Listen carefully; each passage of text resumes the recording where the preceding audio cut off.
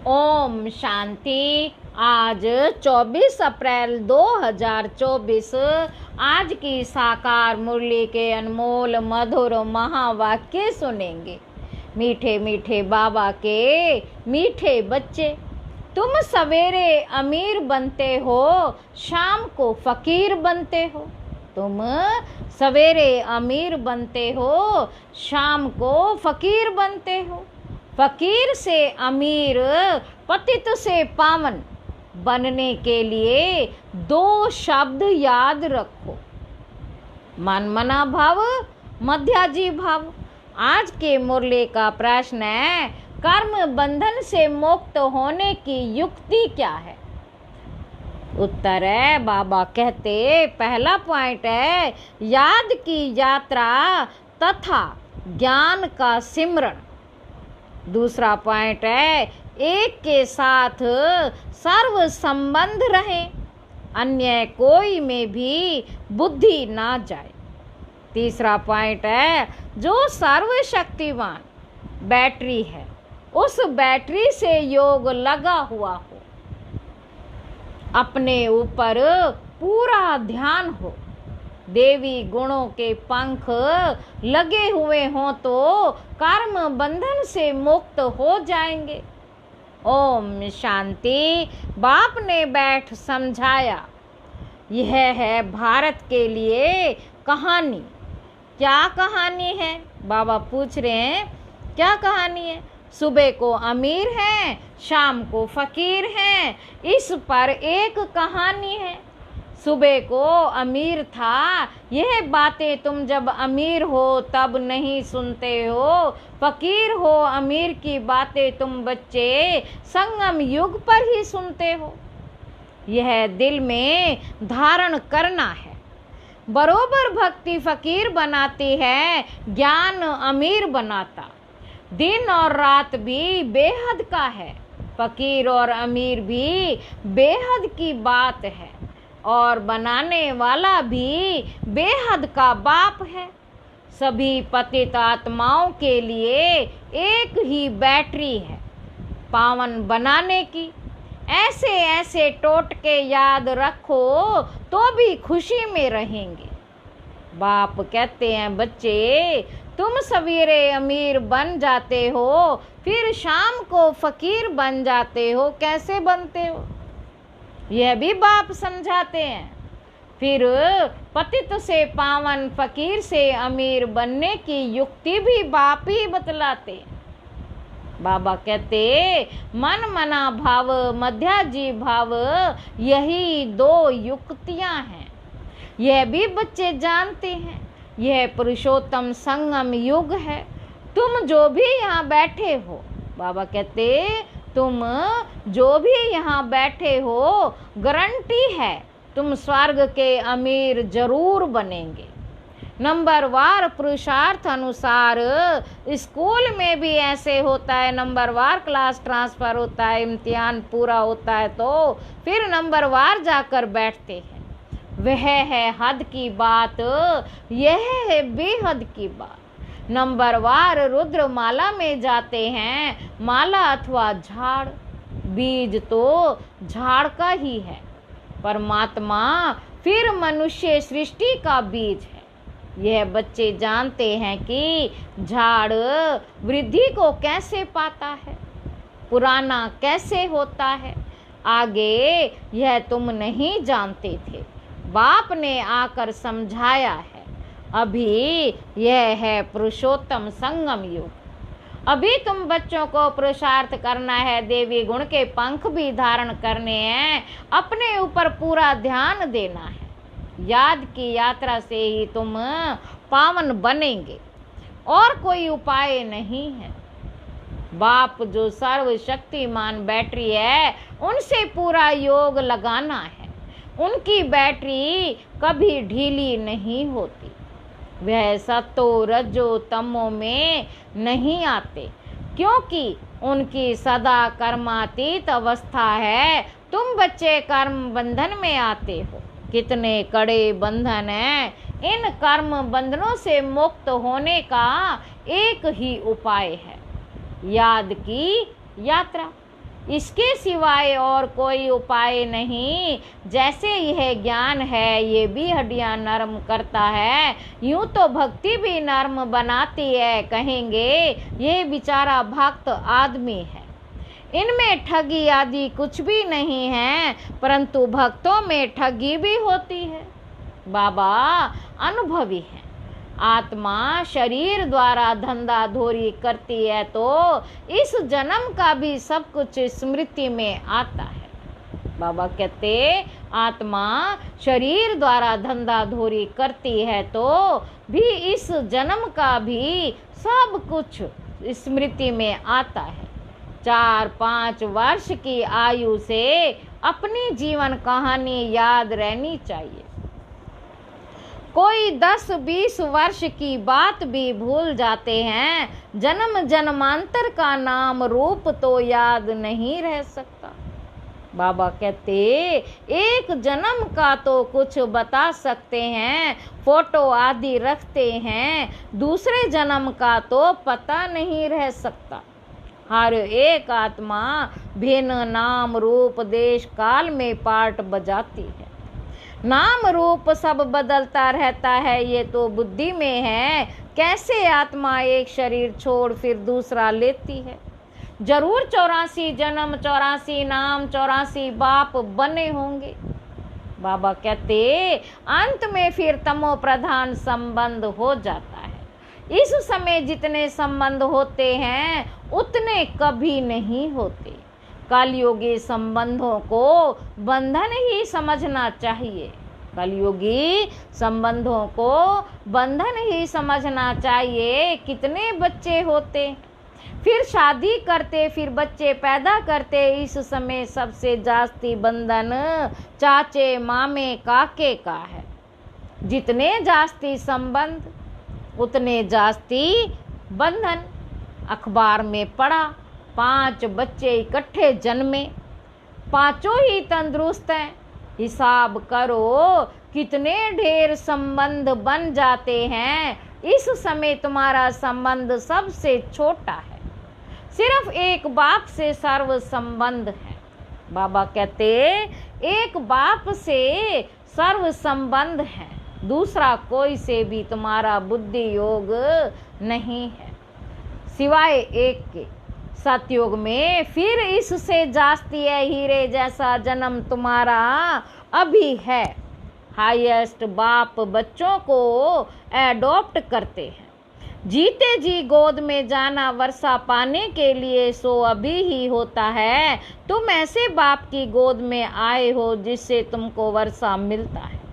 तुम ब्राह्मणों से ऊंच कोई है नहीं, सबका योग एक के साथ है। तुम्हारा आपस में भी कोई संबंध नहीं। बहन भाई का संबंध भी गिरा देता है। संबंध एक से होना चाहिए, यह है नई बात। पवित्र होकर वापस जाना है। ऐसे ऐसे विचार सागर मंथन करने से तुम बहुत रौनक में आएंगे। सतयुगी रौनक और कलयुगी रौनक में रात दिन का फर्क है।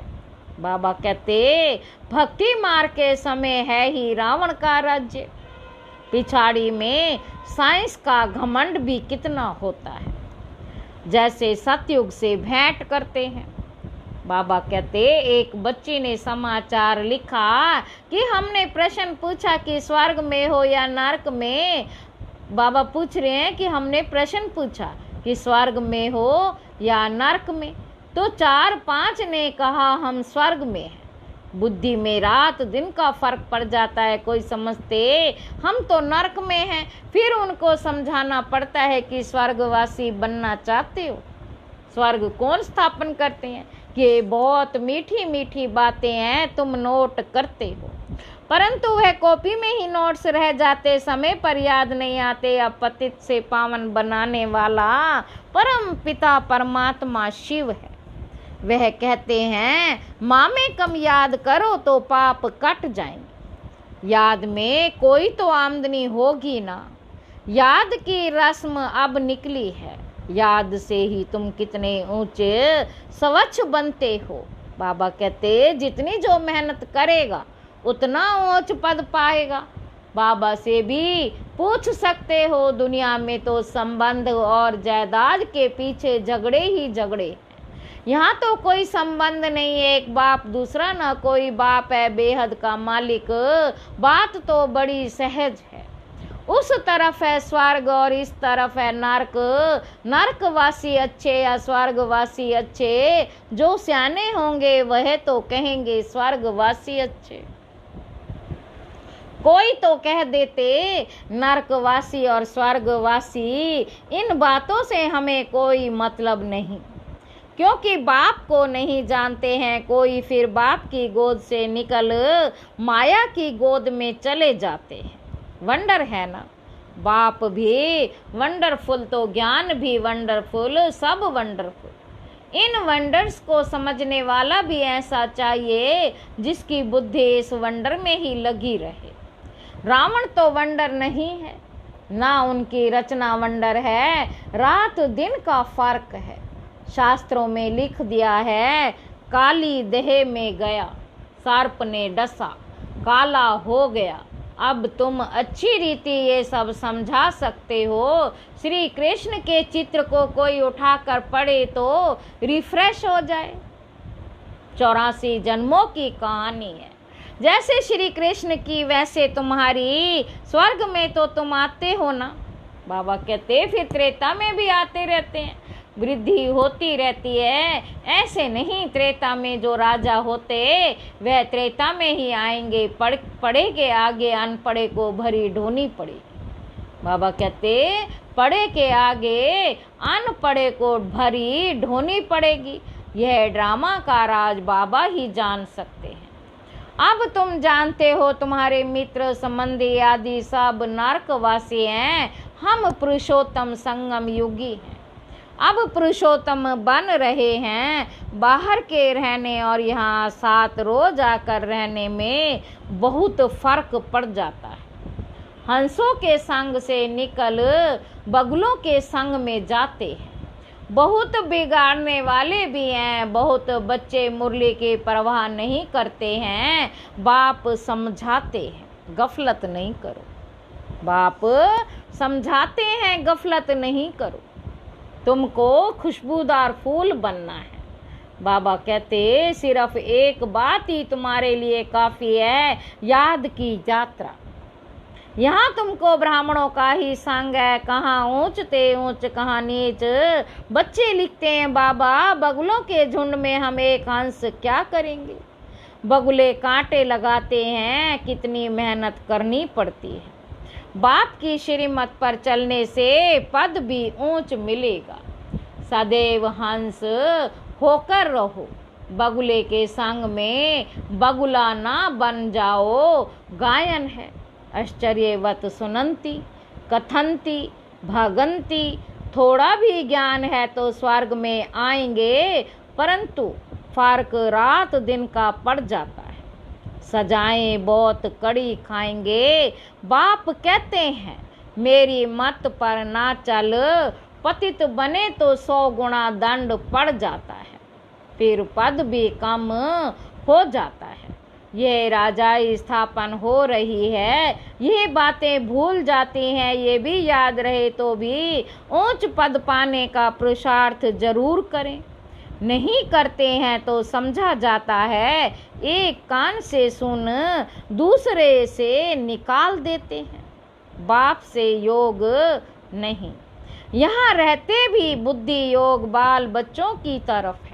बाप कहते हैं सब कुछ भूल जाना है, इसको कहा जाता है वैराग्य। इसमें भी परसेंटेज है, कहाँ ना कहाँ ख्यालात चले जाते हैं। एक दो से लव हो जाता है तो भी बुद्धि लटक जाती है। बाबा रोज समझाते हैं इन आँखों से जो कुछ देखते हो वह सब खत्म होने वाला है। तुम्हारा बुद्धि योग नई दुनिया में रहे और बेहद के संबंधियों से बुद्धि योग रखना है। बाबा कहते यह मशूक वंडरफुल। भक्ति में गाते हैं आप जब आएंगे तो आपके बिगर हम किसको भी याद नहीं करेंगे। बाबा कहते अब मैं आया हूँ तो अब तुमको सब तरफ से बुद्धि योग हटाना पड़े ना। यह सब कुछ मिट्टी में मिल जाना है। तुम्हारा जैसे मिट्टी के साथ बुद्धि योग है, मेरे साथ बुद्धि योग होगा तो मालिक बन जाएंगे। बाप कितना समझदार बनाते हैं। मनुष्य नहीं जानते कि भक्ति क्या है, ज्ञान क्या है। अब तुमको ज्ञान मिला है। बाबा कहते अब तुमको ज्ञान मिला है, तब तुम भक्ति को भी समझते हो। अब तुमको फीलिंग आती है कि भक्ति में कितना दुख है। मनुष्य भक्ति करते हैं, अपने को बहुत सुखी समझते हैं, अपने को बहुत सुखी समझते हैं, फिर भी कहते भगवान आकर फल देंगे। किसको और कैसे फल देंगे वह कुछ भी नहीं समझते। अब तुम जानते हो बाप भक्ति का फल देने आए। विश्व की राजधानी का फल जिस बाप से मिलता है, वह बाप जो डायरेक्शन देते हैं उस पर चलना पड़े। उनको कहा जाता है ऊंचे ते ऊंची मत। मत मिलती तो सबको है, फिर कोई चल सके कोई चल ना सके। बेहद की बादशाही स्थापन होनी है। तुम अभी समझते हो हम क्या थे, अब हमारी क्या हालत है। माया एकदम खत्म कर देती है। यह तो जैसे मुर्दों की दुनिया है। भक्ति मार्ग में तुम जो कुछ सुनते थे वह सब सत सत करते थे, लेकिन तुम जानते हो कि सच तो एक बाप ही सुनाते। ऐसे बाप को याद करना चाहिए। यहाँ कोई बाहर वाला बैठा हो तो उनको कुछ भी समझ में नहीं आएगा। कहेंगे यह तो पता ही नहीं क्या सुनाते हैं। सारी दुनिया कहती है परमात्मा सर्वव्यापी है, और ये कहते वह हमारा बाप है। कांध से नाना करते रहेंगे, तुम्हारे अंदर से हाँ हाँ निकलती रहेगी। इसलिए नए कोई को अलाउ नहीं किया जाता। नए कोई को अलाउ नहीं किया जाता। अच्छा, मीठे मीठे सिकी लधे बच्चों प्रति माता पिता बाप दादा का याद प्यार और गुड मॉर्निंग। रूहानी बाप के रूहानी बच्चों को नमस्ते। हम रूहानी बच्चों के रूहानी बाप दादा को याद प्यार और गुड मॉर्निंग।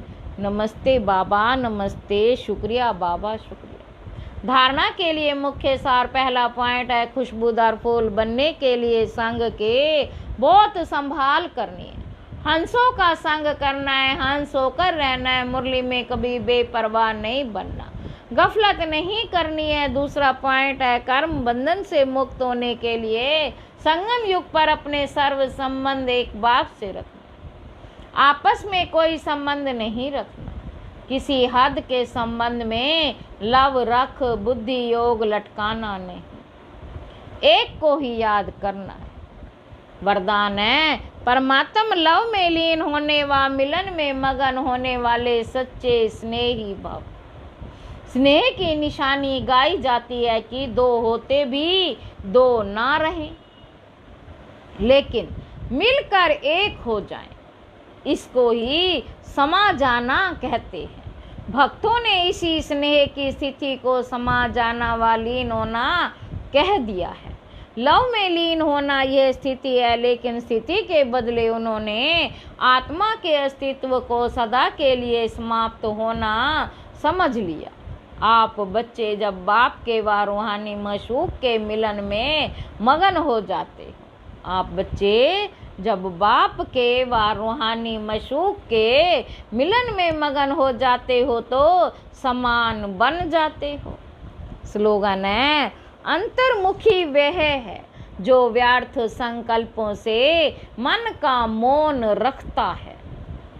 अच्छा, ओम शांति।